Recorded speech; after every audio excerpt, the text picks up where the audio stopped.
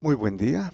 Tenemos la lectura de la liturgia de la palabra del día domingo 28 de septiembre.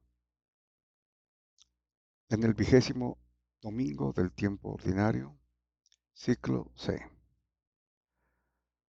Muy bien, damos el crédito correspondiente. Estamos leyendo del misal popular que edita Paulinas con base en la Conferencia Episcopal de Colombia. Vamos a la primera lectura. Nos presenta la liturgia la lectura de la profecía de Amós, capítulo sexto, versículos 1, parte A, y del cuarto al séptimo.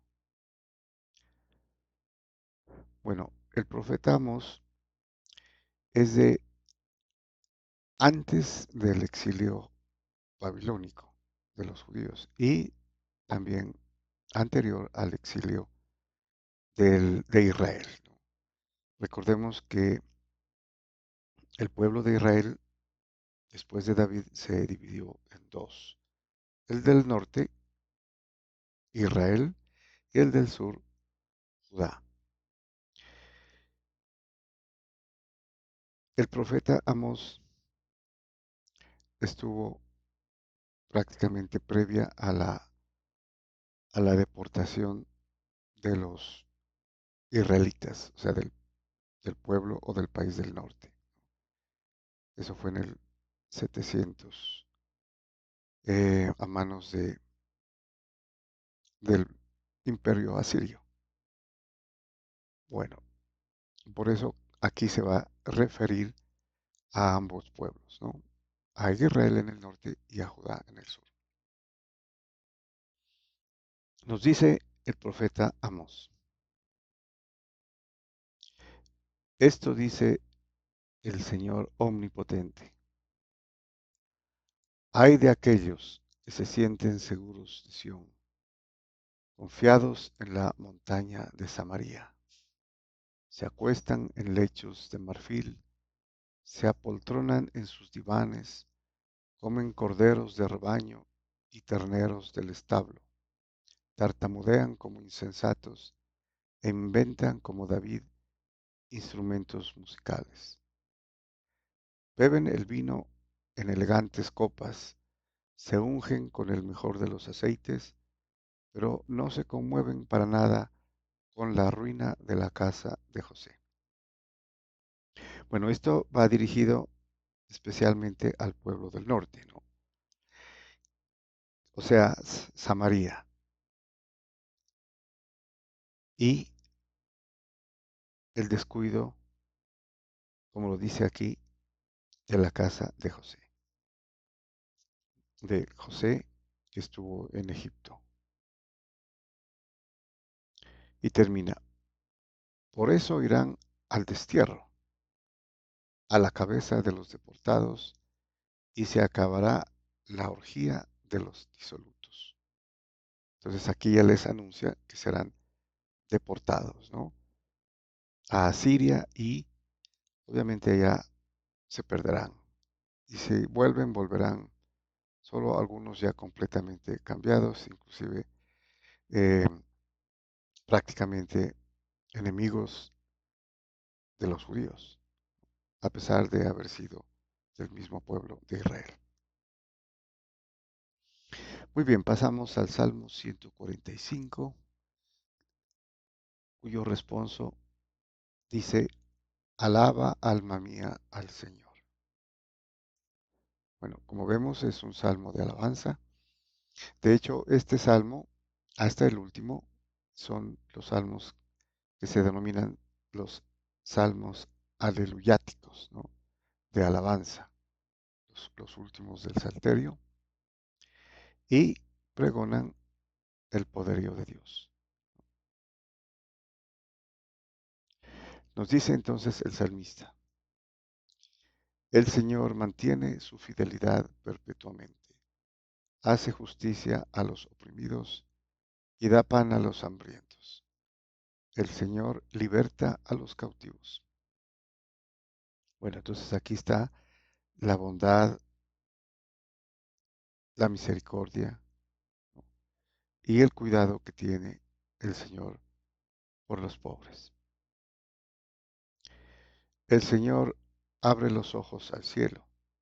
El Señor endereza a los que ya se doblan. El Señor ama a los justos. Aquí los justos se refiere a los que cumplen, ¿no? El pacto, la alianza, el testamento, cumpliendo la ley, ¿no? Pero cumpliéndola verdaderamente. El Señor guarda a los peregrinos, sustenta al huérfano y a la viuda, y trastorna el camino de los malvados. El Señor reina eternamente, tu Dios, Sión, de edad en edad.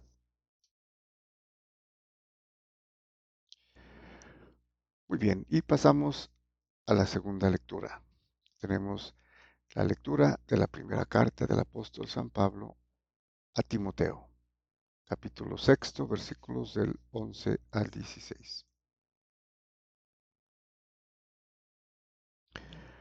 Muy bien, nos dice San Pablo, dirigiéndose a Timoteo, que era ya eh, obispo de Éfeso, de la ciudad de Éfeso. Hombre de Dios, busca la justicia, la piedad, la fe, el amor, la paciencia, la mansedumbre. Combate el buen combate de la fe. Conquista la vida eterna a la que fuiste llamado y que tú profesaste noblemente delante de muchos testigos. Se refiere a la fe que podría ser el bautismo, la entrada a la Iglesia Católica, o también su profesión de fe al haber sido ordenado, ¿no? Como obispo presbítero. Delante de Dios que da vida a todas las cosas y de Cristo Jesús, que proclamó tan noble profesión de fe ante Poncio Pilato, te ordeno que guardes el mandamiento sin mancha ni reproche hasta la manifestación de nuestro Señor Jesucristo, que en el tiempo apropiado mostrará el bienaventurado y único soberano, Rey de los reyes y Señor de los señores, el único que posee la inmortalidad, que habita una luz inaccesible, a quien ningún hombre ha visto ni puede ver. A él honor y poder eterno. Amén. Bueno, entonces se refiere aquí a la manifestación o a la segunda venida del Señor Jesús, ¿no? Ya con gloria, para juzgar a vivos y muertos.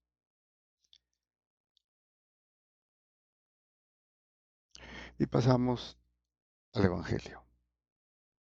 Tenemos el Evangelio según San Lucas, capítulo 16, versículos del 19 al 31. Tenemos el título temático: Recibiste bienes y Lázaro males. Ahora él es aquí consolado mientras tú eres atormentado. Muy bien, tenemos entonces aquí una parábola que es bastante conocida, la del rico Epulón y del pobre Lázaro, ¿no? Que aparece en los evangelios, y que también deja una enseñanza sobre la riqueza. Nos dice San Lucas, en aquel tiempo dijo Jesús a los fariseos, había un hombre rico que se vestía de púrpura y de lino, y banqueteaba cada día.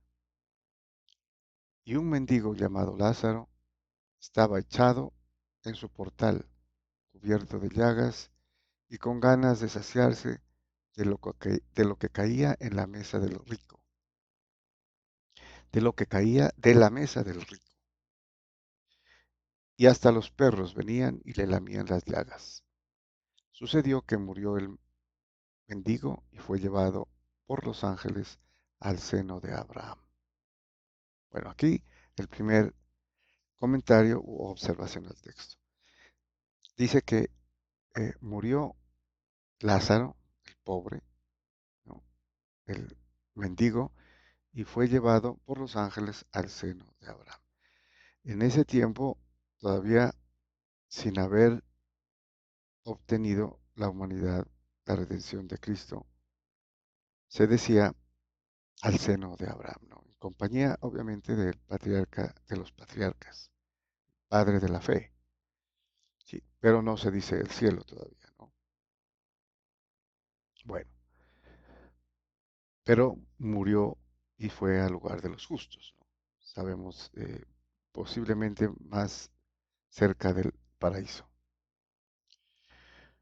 Murió también el rico y fue enterrado, y estando en el infierno, en medio de los tormentos, levantó los ojos y vio de lejos a Abraham y a Lázaro en su seno, y gritando dijo: Padre Abraham, ten piedad de mí, y manda a Lázaro que moje en agua la punta del dedo y me refresque la lengua, porque me torturan estas llamas.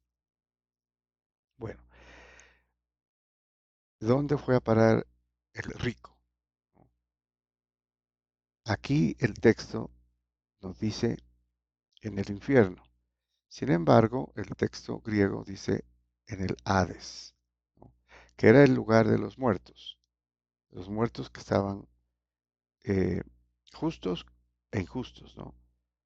A quienes luego visitó Jesucristo después de la muerte en la cruz, fue a predicar allí, ¿no? En espíritu a los que estaban retenidos, a los justos, ¿no? Quienes pasarían, obviamente, ya abiertas las puertas del cielo a la vida eterna, ¿no? En espíritu. Pero no se puede eh, evidenciar por el texto que está en el infierno, ¿no? Todavía. Y luego veremos algunas evidencias al respecto. Sí está entre los injustos, porque disfrutaron una vida llena de placeres, ¿no? Y lo dice el texto, banqueteaba cada día. Pero repetimos, el término es los infiernos, que es el Hades, ¿no? El lugar de los muertos, desde la cultura judía. Y es interesante que pide piedad, ¿no? A Abraham, lo ve desde lejos. O sea, lo ve a pesar de que no pueden pasar, pero al verlo ya significa que hay una forma de al menos de comunicación, ¿no? Bueno, y me torturan las llamas. Sabemos que entonces es un lugar donde hay fuego. Podríamos aventurarnos a decir muy similar a lo que sucedería en el purgatorio, pero en las partes bajas del purgatorio, ¿no? Podríamos decir cerca al infierno como tal, al lugar de la condenación eterna. Pero Abraham le dijo: Hijo, recuerda que recibiste tus bienes en tu vida y Lázaro a su vez males. Por eso él es aquí consolado, mientras que tú eres atormentado. Y además entre nosotros y ustedes se abre un inmenso abismo, para que los que quieran cruzar desde aquí hacia ustedes no puedan hacerlo, y tampoco pasar de ahí hasta nosotros. Él dijo: Te ruego entonces, Padre, que le mandes a casa de mi padre, pues tengo 5 hermanos, que les dé testimonio de estas cosas, no sea que también ellos vengan a este lugar de tormento.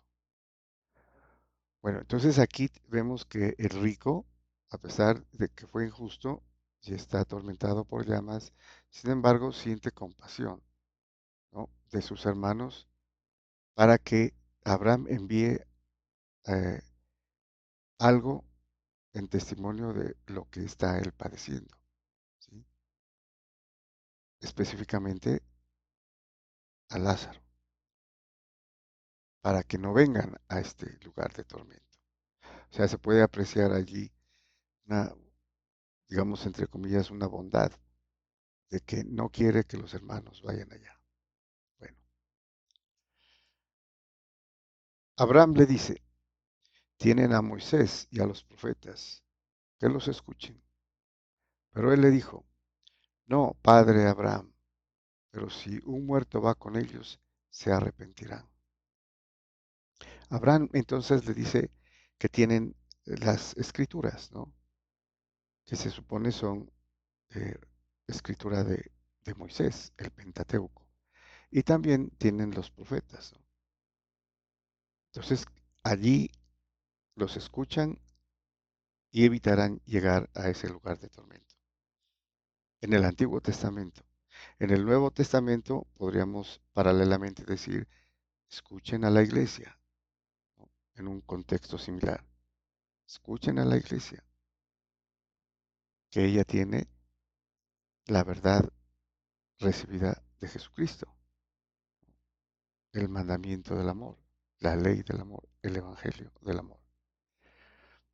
Bueno, Abraham le dijo, si no escuchan a Moisés y a los profetas, no se convencerán ni aunque resucite un muerto. De hecho, esto sucedió, ¿no? Con la resurrección de Jesucristo que muchos judíos negaron, incluso habiendo visto, ¿no? Las señales. Muy bien, muchas gracias y bendiciones.